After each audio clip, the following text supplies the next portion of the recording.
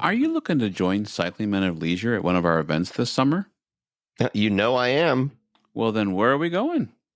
Here's what we're doing. We're going to start our ride season off at the very end of May, going through the first week of June at the Big Bragg. We're going across Georgia yet again. Always a good time. Then in July, we are hooking up in Indiana to do Rain. That is a one-day ride across Indiana, 165 miles. Should be a good time. And then we are going to go to the Bourbon Country Burn in September down in Kentucky. We're going to do some riding, and we're going to get to tour some great distilleries and do some tasting. So it's going to be a great time. I'm really looking forward to all three. Now, I know that normally 160 plus miles does not sound leisurely, but it's one that's been on our bucket list, and we're going to knock it off this year. So if you're looking to join us, you can find us on our social media pages or go to bragg.org, bourbonCountryBurn.com, and rainride.org. So look for those, and we'd look forward to joining you.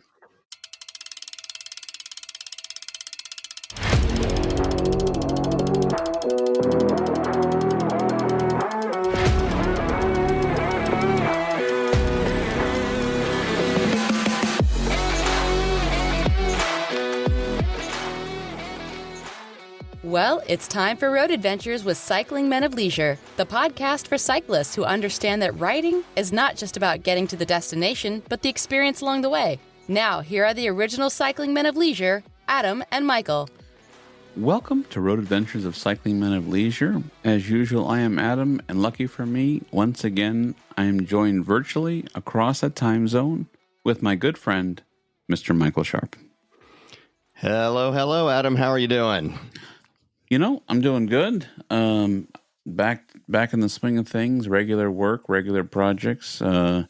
Weather is just starting to break, and then we have another chilly day. So almost got the bike outside. I have not yet. I know that's horrible, but I just haven't got it out yet. Bike? It's a bicycle. I think I've got one out in my garage somewhere, but I think it's hidden behind something. Yeah, it's a device with two wheels on it. I've heard of these things. We better know what they are. Our next adventure together is close to 20,000 feet of climb. It's yeah, but it's not 20,000 feet of climb in one day. True. Spread over 7-ish days. True. I'm including Wednesday, the day we don't ride. It makes it sound better for me. You know, recently you and I had contact with Savannah, and Savannah said, yes. I hope you guys are training. So, you know, why do people keep asking us this question? And every time they ask it, they have like a smirk on their face. Have you boys been training? I think when we're like, define training.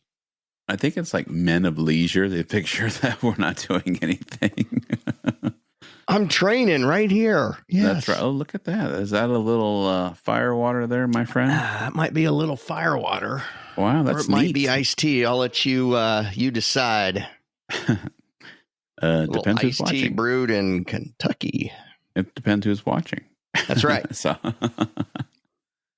Well, we are glad to be back. Got a lot of nice messages about the Shane Cusack interview, so thank you all for that. Appreciate you reaching out, and couple of funny comments. Franklin wrote you and I this morning. Here I was getting ready for work, and he was listening to, must be traveling or setting up for a Bragg spring tune-up. And he's listening to the bucket hat story from Florida, and he said that's cracking me up. And it makes me laugh when somebody we know listens to a prior episode that's been out for a little bit, but then they go back and listen. It makes me feel good. So, oh yeah, and that was a funny story. That's the great thing about what we do. I mean, we can record it, and sometimes you could get, on a different path. I've done the same thing.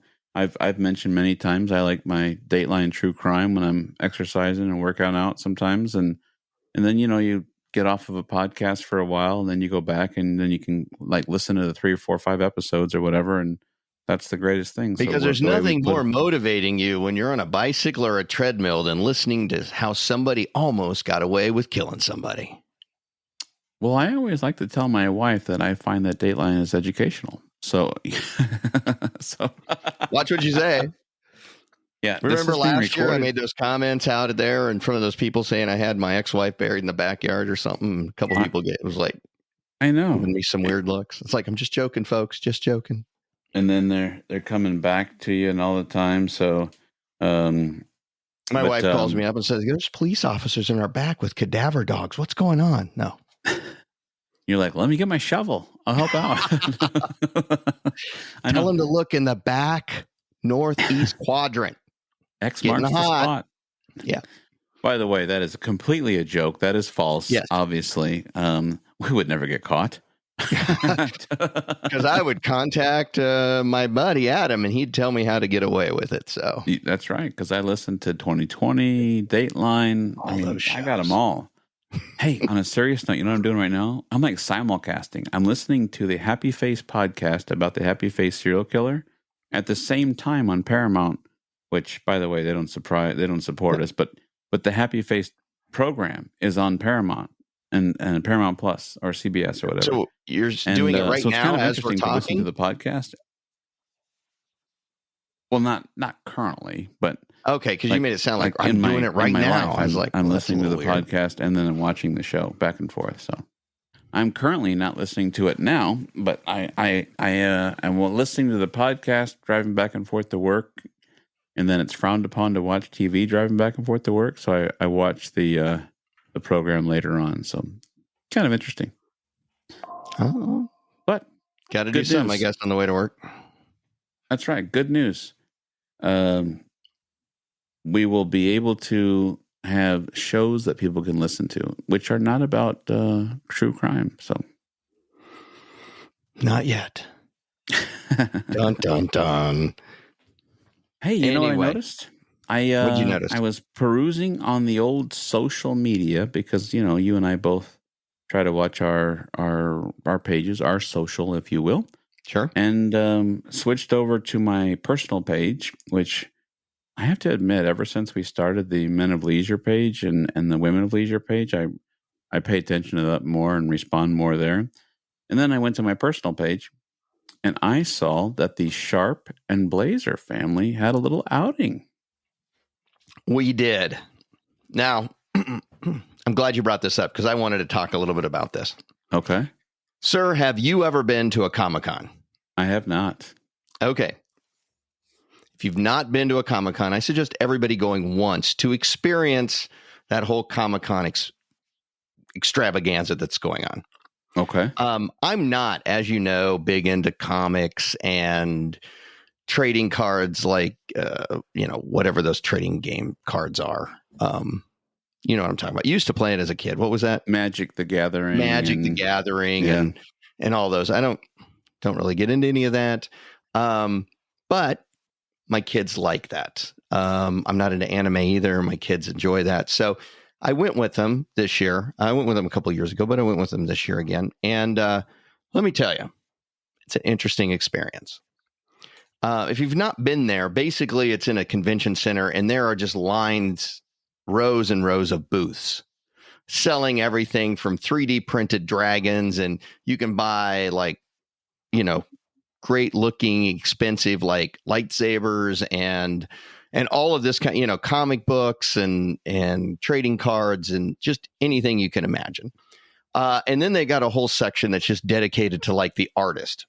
Like there's a lot of artists who are, doing different comic book series now, and you can get them, you can get them to sign something for you and you can talk with them and that kind of thing. And then they have breakout rooms for the people who are really into it, where they've got like different people from shows or something that's, answering questions and different things like that. They have meet and greets with some, science fiction like actors, which is interesting. And although some of them perplex me a little bit because like Anne Margaret was there and I nothing against her. I mean, great in Viva Las Vegas with Elvis, and she was in The Train Robbers with John Wayne and Grumpy Old Men and all that.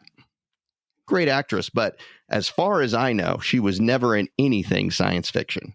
But she was there. I guess maybe, drawing the older crowd can come up and, see somebody they know or something. But, they have a lot of those type of things. What amazes me the most is the costumes. A lot of people go dressed as different, anime characters or superheroes or whatever. And, people really get into it. And then,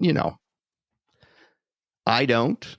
But I don't disrespect the folks that like that, because they probably look at our cycling thing and go, man, these people are really just out there. But I've got to say, some of these people are just fantastic, especially the Star Wars people.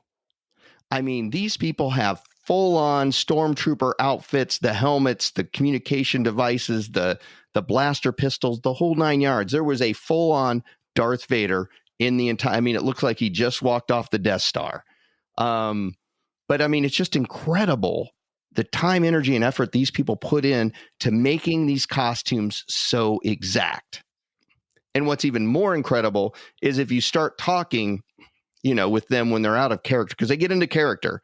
Talking to them out of character, they can be like, oh yeah, this is, whatever. And this houses this, and this is for this. And, the Jedis all have the little tunics and the swords. And it was just really incredible. And there are a lot of great costumes, but the Star Wars people just really, really, really show up, and they are very authentic. And I was just like really impressed with that. It was like, wow. And then of course you always have a couple of people who are dressed up like Ghostbusters, who are generally really good. Have the full photon packs and the green jumpsuits with their names on the little Velcro strip.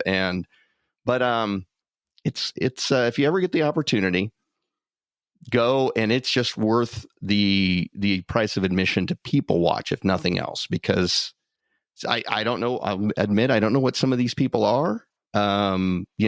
Different newer cartoon or comic book characters and the anime stuff, but it is quite the sight to be seen. So check it out sometime if you get the opportunity.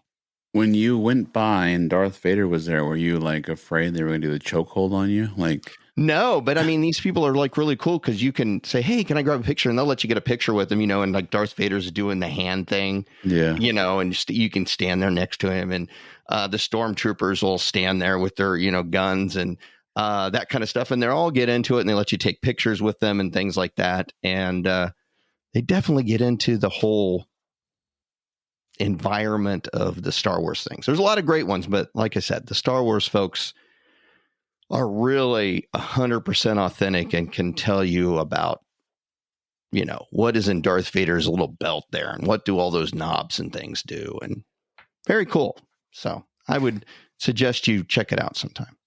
I've definitely seen photographs. And then, do you remember I went to Houston for last year, a conference. Yeah, and they were doing Comic-Con across from the hotel that we were at. There was a Starbucks. And if I find this funny, because here I was in line for my Starbucks, and in front of me was like Chewbacca, and behind me was Darth Vader, and I was so enamored with an email from work. I'm click,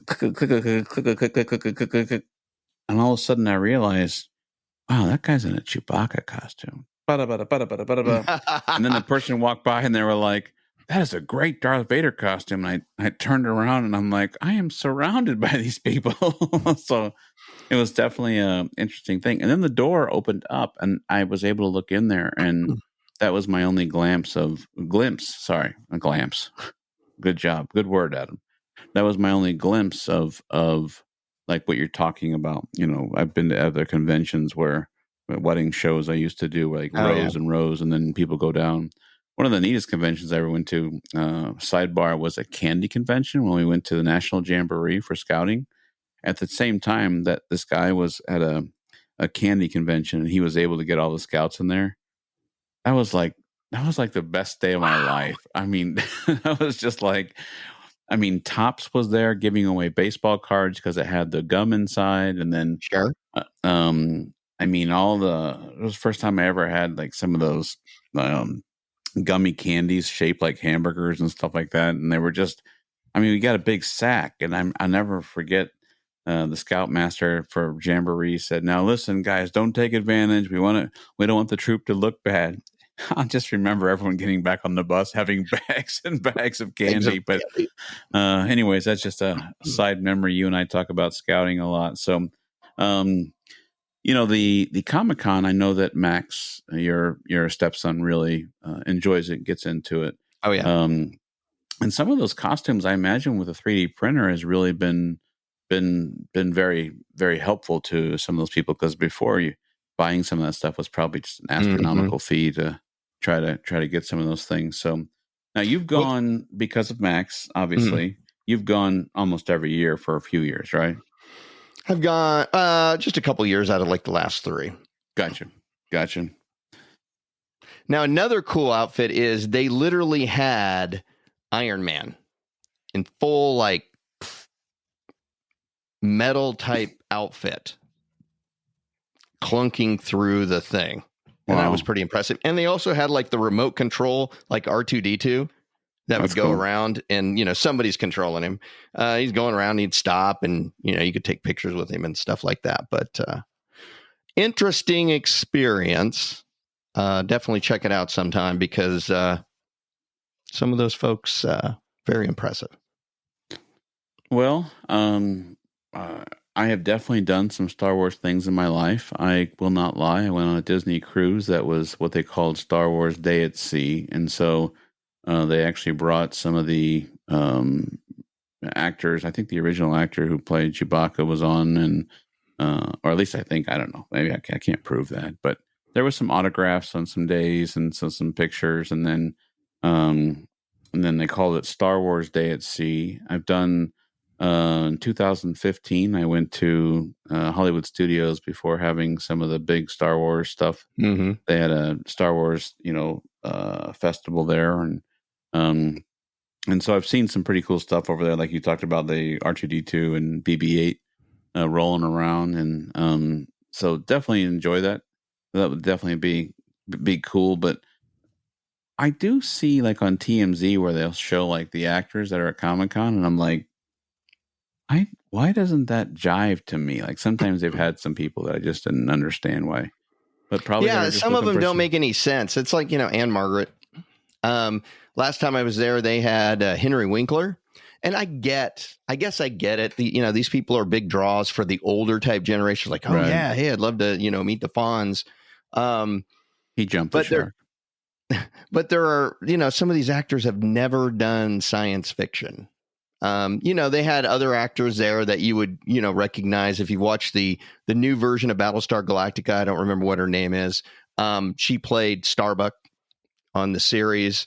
Okay, that totally makes sense. Jim Beaver was there, and if you've ever watched Supernatural, he is the one that plays. I'm drawing a blank now, but it's all right.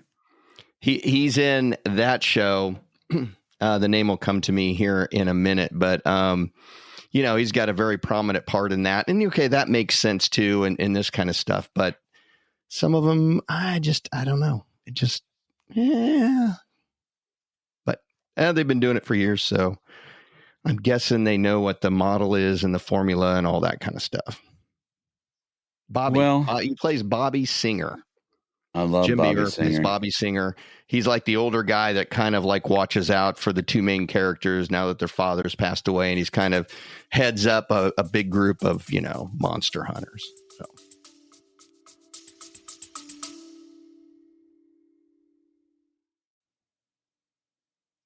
On behalf of Adam and Michael, we both want to say thank you for your support.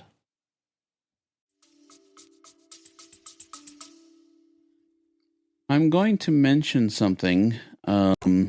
Yes. Every time I do this, I kind of jinx myself, but there's a ride that I like to support, and it's called the Dawn Farm Ride for Recovery. I say I'm going to jinx myself because every time that I push this ride, it rains, and I'm hoping that this year is different. But it's dawnfarmrideforrecovery.com. There are 5-mile rides. There's 10 miles, 27, 58 is the most that they have as a Serenity ride, 58 miles. $30.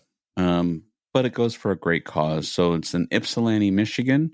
I know that we normally do things for all areas, but if there's something local, Michael and I both agreed that, if it was powerful, we'd push it. And so Dawn Farm Ride for Recovery. You want to come out and see me? I'll be there. Unless it's raining, I guess they'll still get my money. Wow, not a real hardcore rider there, are you, buddy? Well, listen, if it's raining, I'm out. So see how that works for you in Georgia. Well, that's a little bit different.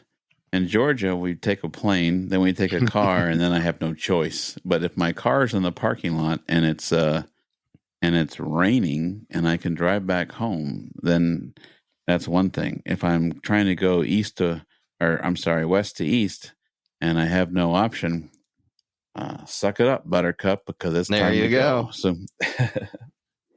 awesome. Well, you had a segment that you thought, which I was very intrigued with, that you thought would be fun to talk about. Are we going to do listener spotlight? Oh my gosh, I almost forgot. Oh man, I am so sorry. Hold on a second. Let me get my voice ready. It's hard to get good health these days, man. It really is. Ladies and gentlemen, it is now time for Listener Spotlight, which we actually had a guess, but I'm going to let you give the clues first. Okay, first off, I would like to welcome our new listeners from the Netherlands, Nice, Portugal, ooh, Hungary, and Belize. I mean, we are getting... Hold on. Bring it down, folks. We are getting like 12 to 13% nowadays of just, out of the country listeners. And that's really cool. So thank you for listening. But in getting to our most current guess, the clues that I gave you on the last episode were as follows. This town was settled in the early to mid 1600s. It was founded by English settlers. The town's first economy was driven by farming and fishing. Starting in the mid-1800s, it became a recreational destination. And in fact, it still is today. In 1840, the railroad came to town, which helped spur its growth as that recreational destination. The town is named for a location in England, and it is one of the oldest towns in the state that it resides. St. Louis. No, just kidding. So close. Yeah, right. No. So I had a gentleman who wrote me. Ironically, this was just to me. Normally he writes the show, but this was just to me. And his name is Al. And Al said, based upon the farming and fishing and the recreation, his guess is Atlantic City, New Jersey. Oh, okay. I could go along with that. That's a solid guess based upon those two things. Definitely recreational destination starting, in the 1800s. Not bad, but I'm going to have to say. When did the boardwalk in Atlantic City? Is that around when it went? What? I don't know for sure, but I know it was around in, I believe, the late 1890s. Okay. I'm going to say, I'm not an expert here. I'm just going to guess based upon some of the old pictures that I've seen. Gotcha. So it's been around since the Victorian age. I do know that. But sadly, Al was not correct. Good guess. And he is actually very close in location, regionally at least. So are you ready? I'm ready. Our listener spotlight community for this episode is Hampton, New Hampshire. Hampton, New Hampshire. New Hampshire. Well, thank you, listeners from Hampton, New Hampshire. Thank you, all listeners. But this time, thank you, Hampton, New Hampshire. That's right. In the 1800s, in the mid-1800s, it started to become a big recreational area because of Hampton Beach. Which attracted visitors from all over New England. They come spend the weekend and, at the beach and things like that. So, and it's named after Hampton, England, because it was founded by a bunch of English settlers. And it is actually one of 4 of the oldest towns in the state of New Hampshire. Hampton, Exeter, Dover, and Portsmouth. Say that 5,000 I can't even talk today. Exeter. There we go. Dover, Portsmouth. There we go. We're going to give you a pass on that. You usually do very well, and you usually have to correct me, so we'll give you a pass. Thank you. Well, that's pretty cool. Well, so Al wasn't that far off. We shouldn't have given him the trombone. I gave him the trombone. I shouldn't have done that. You just, from there, you go through, into New York, over the Tappan Zee Bridge, a little bit of Connecticut. You could hit a little bit of Rhode Island, tiny bit of Massachusetts, and you're in New Hampshire. I mean, it's really not that far. We did make a call to one of my employees, but more of a friend, but because he said to me on his way out today, I have a guess. And then I called him before recording and he said, no, I haven't had time. I don't have a guess. So, well, okay. I imagine as usual, you'll bookend us at the end of the show with another. Well, if someone gives me the time, I will. Oh my gosh. I love my censor button. So, all right. Well, now, getting back to what I was I was too excited. I was prepping. I was getting my stuff together, and that's what I was getting excited. But you have an idea. We are about to embark on some journeys for the summer, and you had an idea that I liked. Well, all of my ideas are fantastic ideas that you like, but I think I know which one you're talking about. We've actually talked about this on episodes before. You want me to introduce this or you want to do it? Sure. No, please. We have often talked about that we need to make a cycling men and women of leisure playlist. Stop playing with. Okay. Are you going to focus here? Hello, right here. Focusing. Yeah. Focusing. Yeah. I'm focusing. Stop pushing the buttons. You are the one who pushed the button. Oh, yeah. It's different now that I have buttons. Okay. Well, hold on a second. What's good for the goose is good for the gander. All right, I'll stop. Go ahead. Okay. So, a playlist of songs that we like, we think are motivating to ride with, or songs that are just great to sit around and have a nice little cocktail after the ride. Perfect. I love it. Now, so I think what we should do before you go too far, I think this needs to be an ongoing evolution. That we can't just sit here and spend the next 30 minutes throwing out songs. I think we throw out a few songs now, and over the course of the next few months, we add to it. And we also ask the listeners and viewers to send in what they think would be good songs, and we'll add those to the list too. I love it. So basically what we're saying is you and I are going to put a couple of songs out there to get it started. And then if you enjoy the show and while riding your bicycle or post riding your bicycle or possibly pre-riding maybe you have like songs that get you pumped up to ready to ride. Or maybe you have songs that you like to listen to while riding. And maybe there's songs that you like to listen to when you're done and you're relaxing and you're like, yeah, that was a good day of riding. Turn up the volume so I don't have to listen to Adam. Oh, yeah. Happens in my life a lot. So a lot of people get tired of hearing me. So No. That's all right. Doesn't happen. Well, all right. I think I'm going to kick us off. And By all means. I hope this is going to work. I don't believe that you can actually have a playlist about cycling without the following song.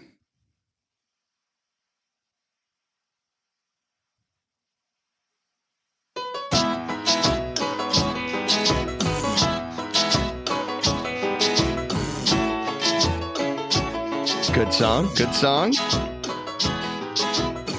This is the Push Bike song, In the Summertime by Mungo Jerry.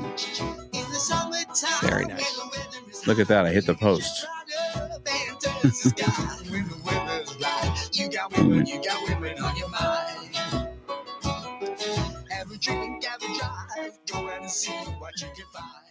Now, for our YouTube page, we don't make any money, and we're not looking to make money. So please do not block us, YouTube.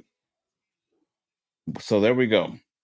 That is my first recommendation, that the Push Bike song, In the Summertime by Mungo Jerry. All right. Are you doing another one, or you want me to do one? No, you got to give me some time to get my other one up. Okay, I will try one here.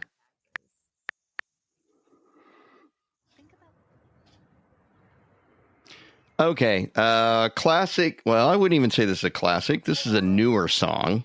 Okay. Because I want to shake it up a little bit. Okay. You know, a little of the new, a little of the old, that type of stuff. I do live with young people, and this is a good pump you up song. Can you hear that? I can, yeah. And this is a little Panic at the Disco, High Hopes. Okay. All right. So we have two so far. In the Summertime by Mungo Jerry, and Panic at the Disco by who? It's called Panic at the Disco. Oh, sorry. It's High Hopes. Panic at High the Disco. Hopes. All right. All right. Here's number 2 for me. Okay.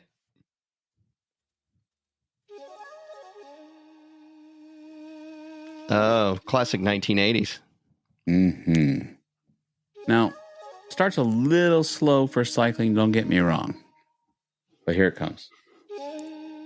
That's why you can just click that 15-second fast forward thing. There you go. Ladies and gentlemen, Peter Gabriel and Sledgehammer. Now, a lot of people call cycling like hammer. You know, I'm going to go hammer it. And then boom. I just picture like pedaling. Oh, yeah. I can go with that. No dancing in the studio.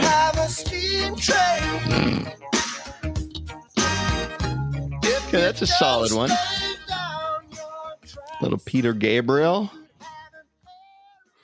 Now, this next one that I have, if you need to get like really pumped up as you're riding, okay, that big hill is coming up or whatever, this is a good one. I don't think anybody can deny it.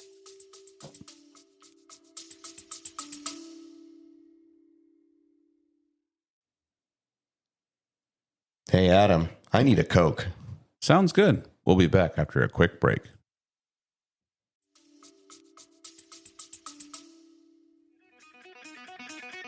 Oh, AC/DC. Reminds me of Ragbri when I drank way too much.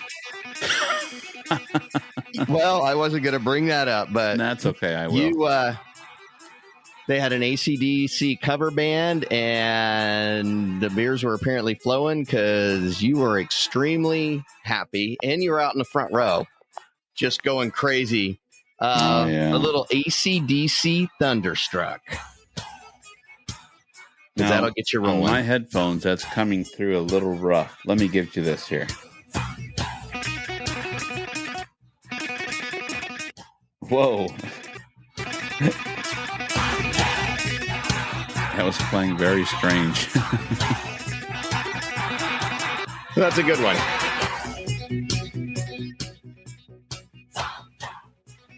I would agree. Thunderstruck by AC/DC. Thunderstruck. So there we go. We have we got 4 songs to kick it off, and whatever you enjoy for your cycling experience, hit us up. Send us a message. Put it on social, or if you want it to be private, you don't want anyone to know that you enjoy that one song that you like, that you don't want anyone else to know that you like, we won't mention your name. Just say, don't mention my name. I mean, it can be country. I mean, it can be 1940s swing. I mean, whatever you're into. We're not just like, this could be the type of songs, and we've got a few that we've talked about that would be just good, kick back after it's all over and have a cocktail and relax type stuff. So absolutely. I would definitely agree. Let's build that list as a community. It would be interesting to see what we all come up with. Speaking of our first adventure for the summer, I spoke to the executive director of Bragg, Mr. Franklin Johnson, yesterday. I'm trying to help him on a project for something for Big Bragg to help out all, not just you and I, to help out all 1,000 people. And so he was reaching out to me because of my transportation side, trying to figure something out. And so I'm helping him on a project. I'm hesitant to say what it is until we can perfect it, but we're trying. But he would like to come on. He's literally, as we record this, they're at Spring Tune-Up, and I'm sad that we're not. A lot of people reached out, and for those of you who took the time to email us and ask us if we were coming, thank you. A few is Cricket and Mandy Lou. I'm so sorry, Jeffrey Williamson. Guys, that means the world that you would ask us if we're coming, both of us.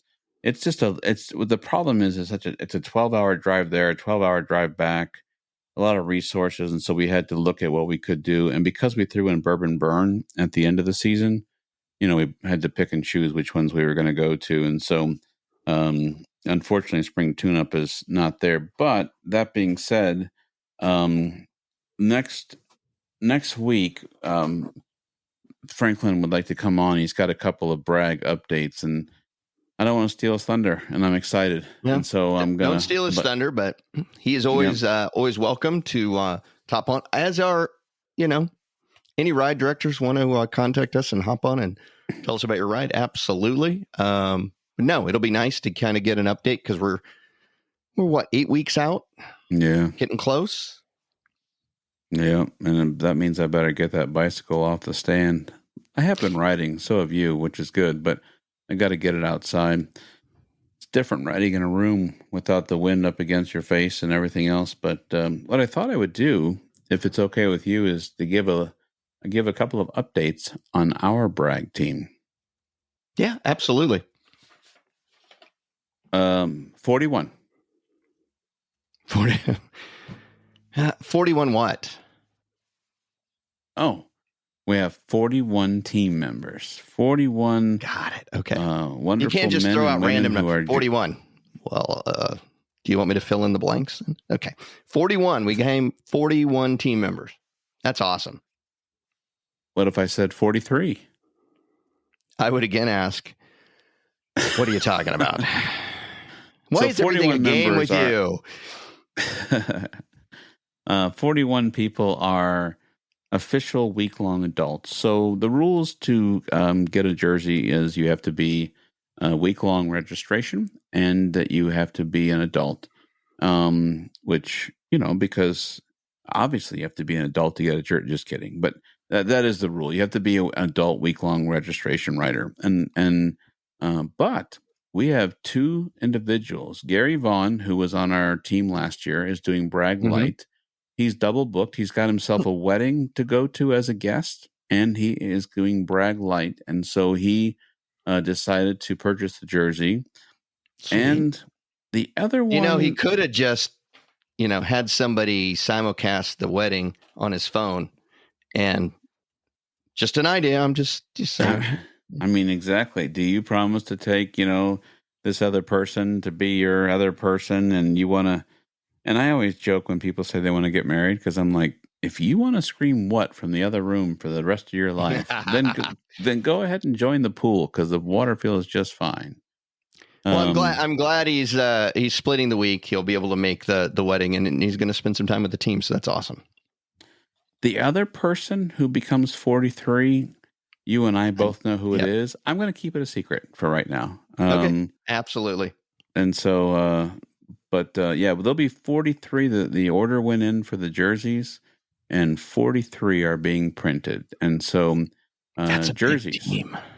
It's a big We got team. something cool this year. We got, it wasn't what you and I originally set out to, but man, it's What are we pretty talking cool. about now?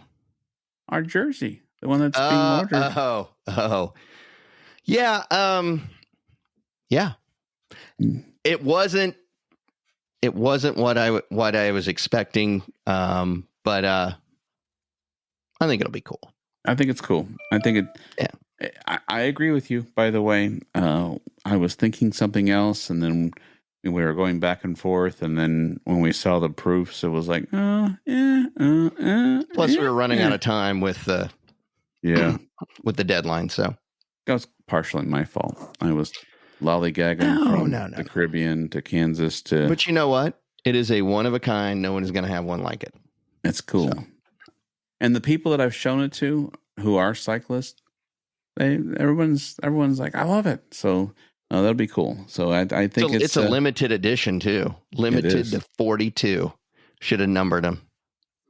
43. 43, excuse me. That's right. And can we slap a letter of authenticity to it? And yeah. I imagine as a man who used to run auctions, who knows about that, you could probably print us up one. I could, because let me tell you, those houses, like, I don't even remember what the names are, but there are certain organizations, companies out there, Danbury Mint and several others like that, which are producing, nice, collectible type things, and they're collectible, the NASCAR series on plates and things like that. And I take nothing away from that. They're cool. And if you're into that, it's a great thing to hang on your, put on your shelves or hang on your wall. But, they're always like, and here is the letter. They come with a letter of authenticity, and they're, signed by the whoever painted it originally, and they are numbered.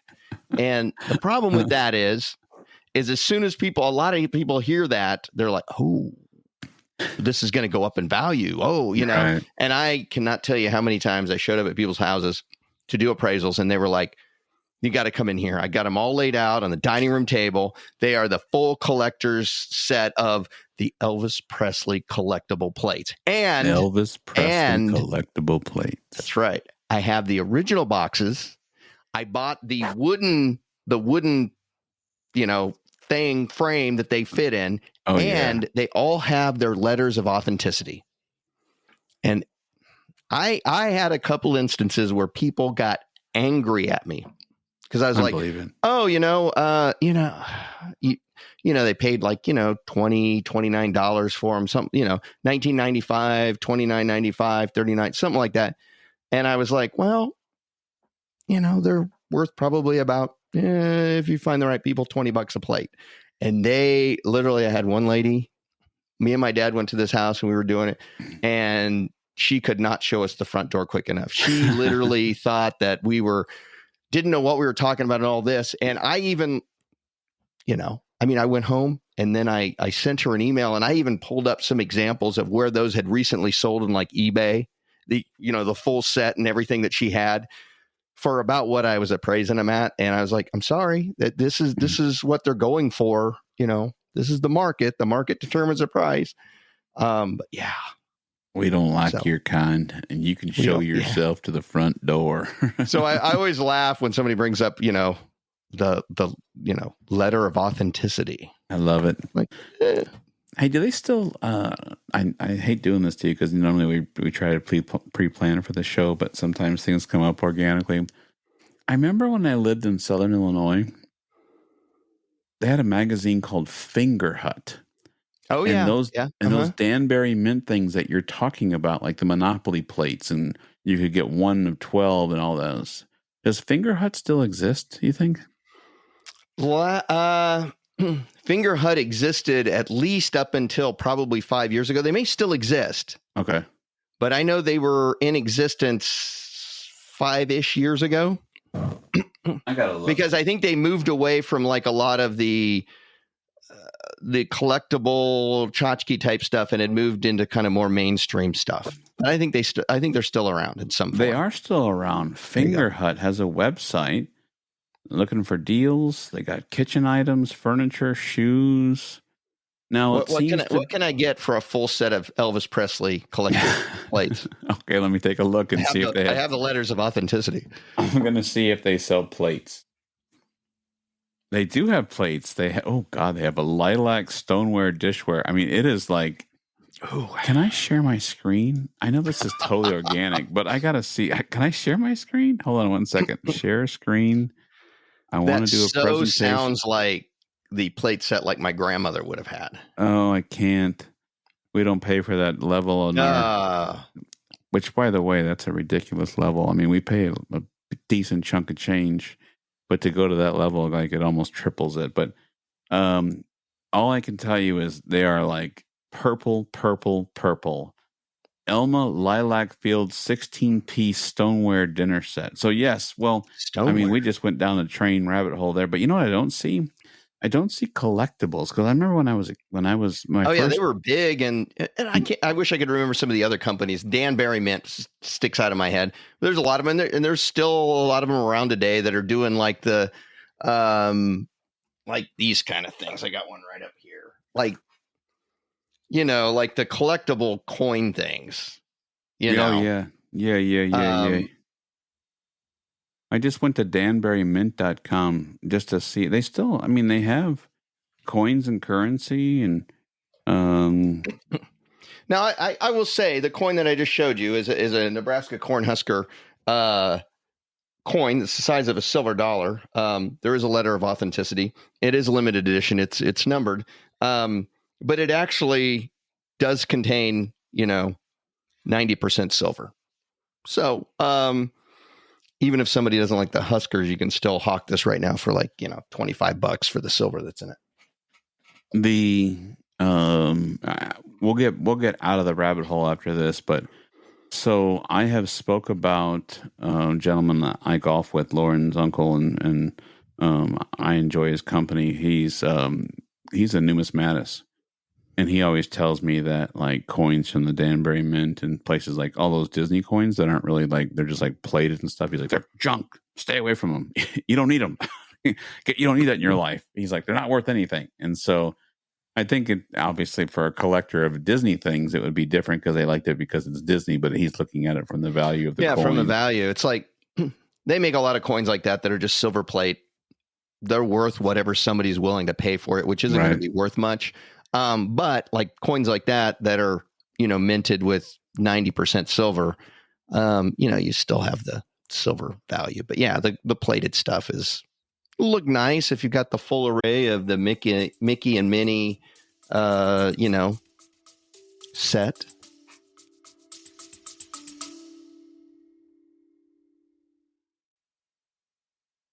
Hey, Michael, I need a coffee. Okay, we'll be back right after this message.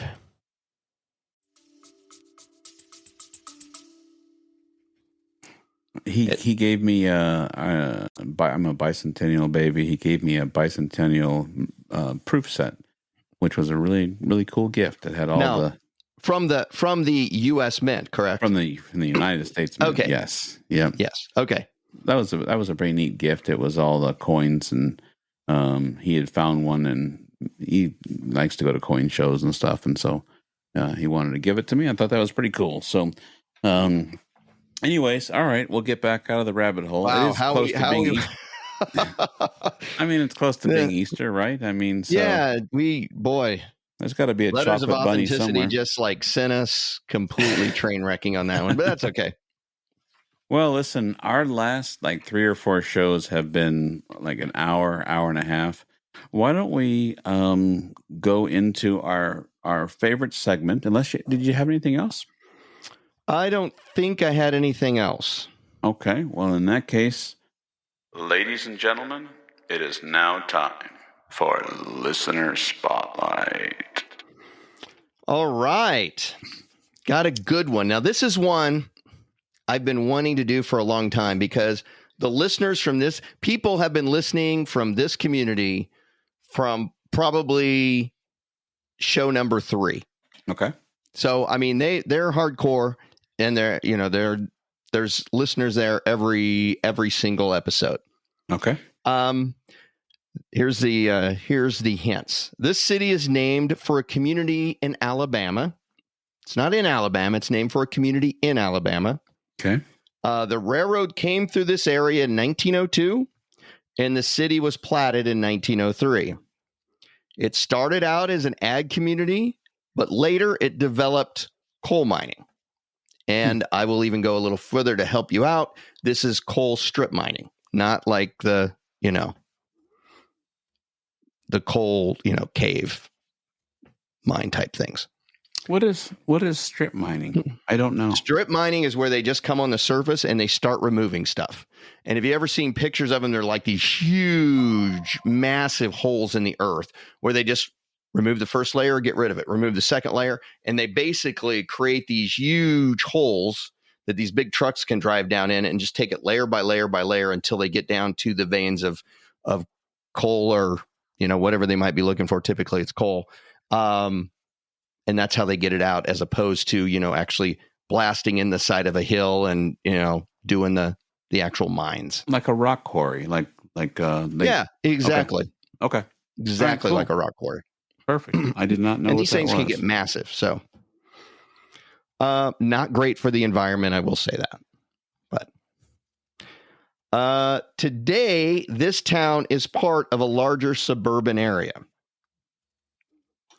And it is one of the largest manufacturing hubs within the state that it resides.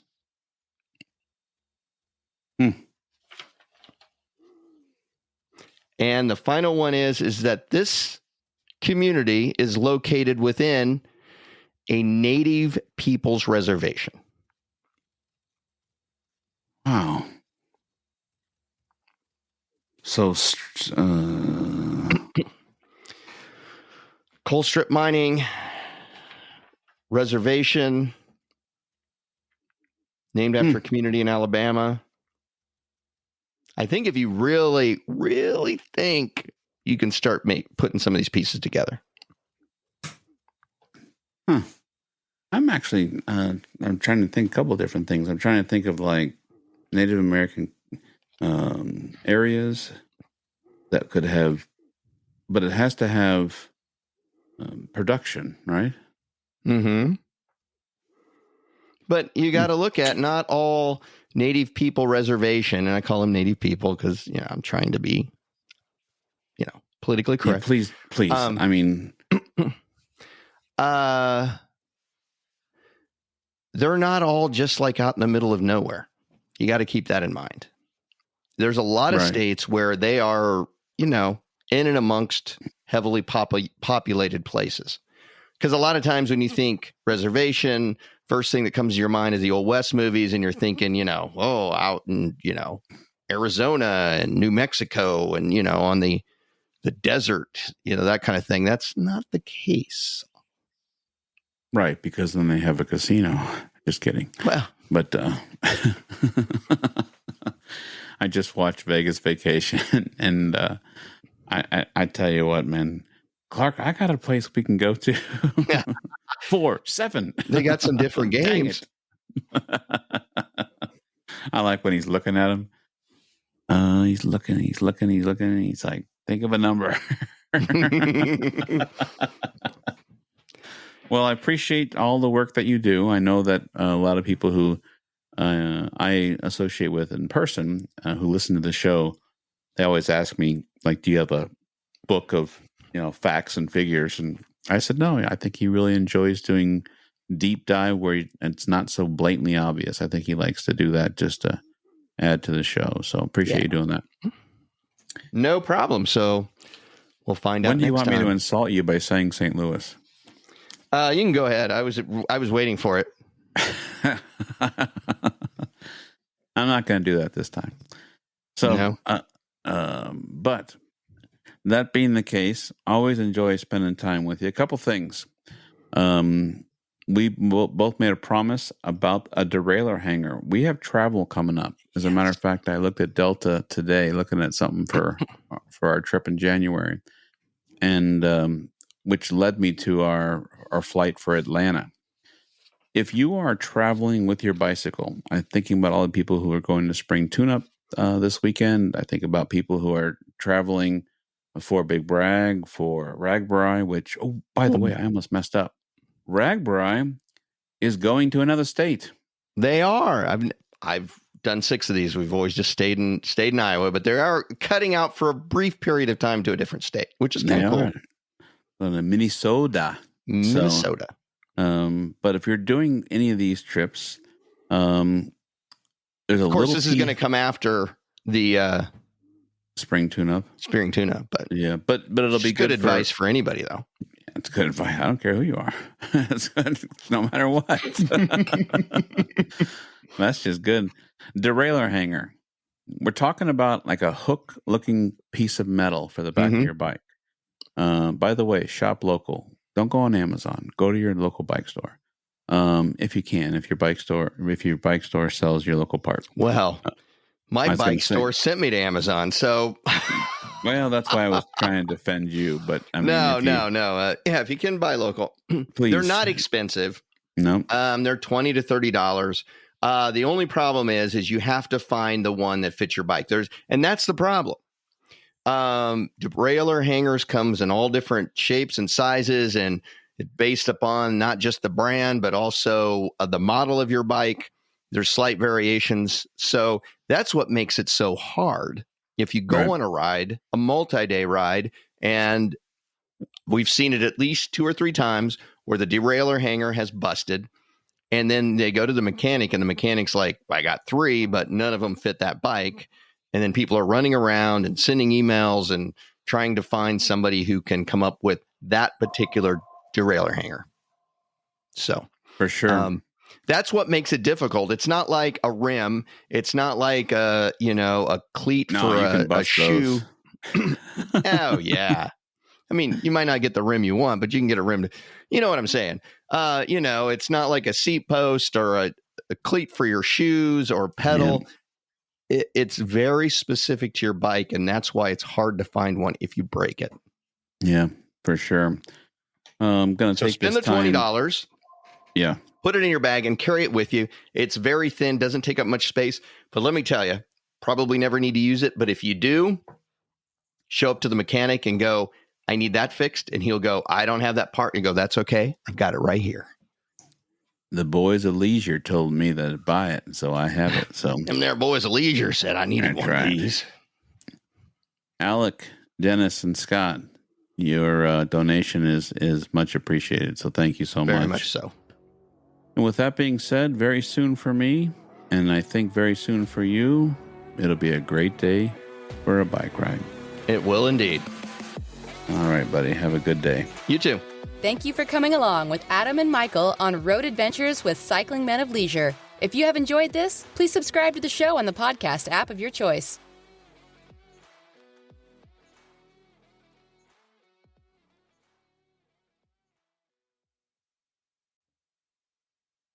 Hey, we just wanted to remind you that we've got some really cool products at our jersey and our swag store. That's right. You can visit cyclingmenofleisure.com. At the top of the page, you'll find our stores page. Click there. There's 2 QR codes. The one on the left has a J on it. That's the store for the jerseys. The one on the right is just a swag store. Has all kinds of different items. Kind of customizable. You can kind of make the swag the way you want it. If the QR codes are giving you an issue, don't worry. Underneath, there's 2 buttons that you can click on. Thank you, and have a great day.